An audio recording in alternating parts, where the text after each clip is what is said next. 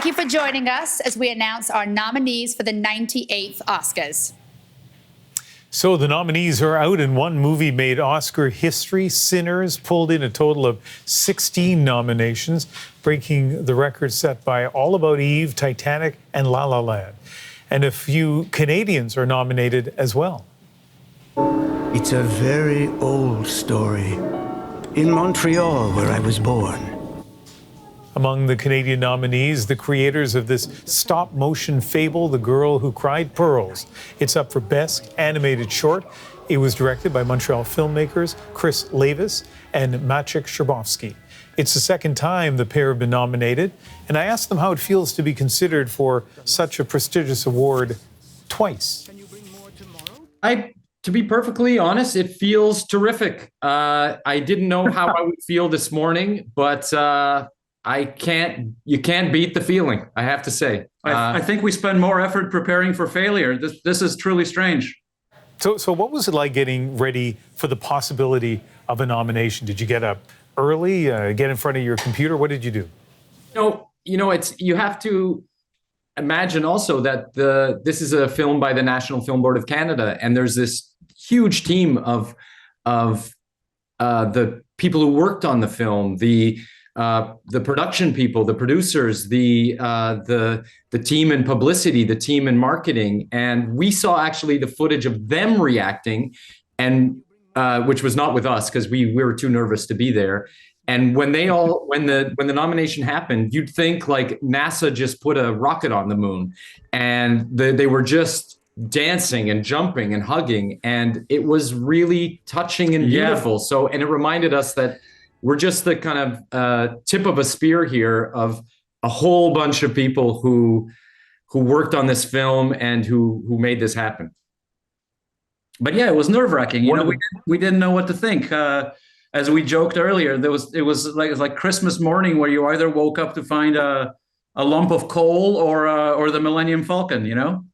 I would think one of the beautiful things about an Oscar nomination is that a lot of people who otherwise wouldn't have discovered this film will seek it out and they'll watch it. And until they do, describe your work and why it's Oscar worthy.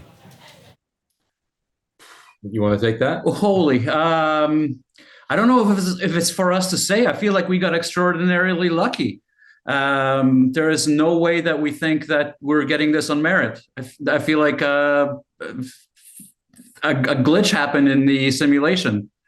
I think on some level, we make stop motion films, and that's extremely, it's a heavy way of making movies. It's a slow way of making movies. It's the slowest imaginable way of making a film. We worked very, very hard on this film. It took us 5 years. It's all handcrafted. Every piece of dust, every eyeball of a character is painted.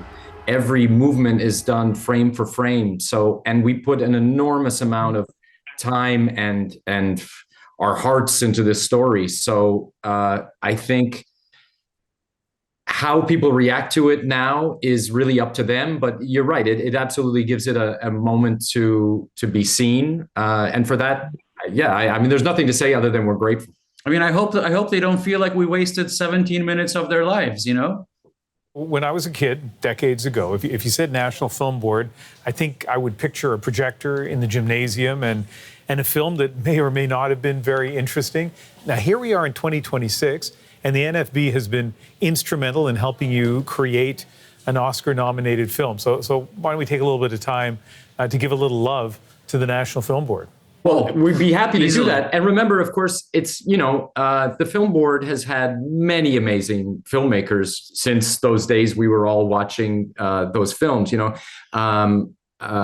Amanda Forbes and Wendy Tilby, Theodore Ushev, we could go on and on, and actually the amazing thing about the Film Board is if you want to know what's happening at the Oscars this year, you should usually check to see what a National Film Board movie is on the short list because they're there every year.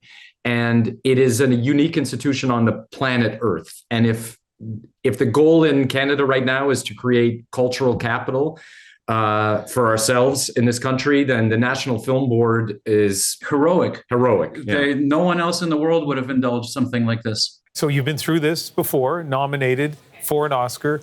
in the past. So you may have a sense of this. What impact do you think this second nomination will have on your career, and what will you do next? I don't know. These are impossible things to predict. What we're hoping is that we've put a lot of work into giving the film a kind of open-endedness where everyone seeing it is able to contribute their own emotional values to fill in the blanks, to complete the sentences. One of the things that we enjoy doing is making sure that we're not telling you anything.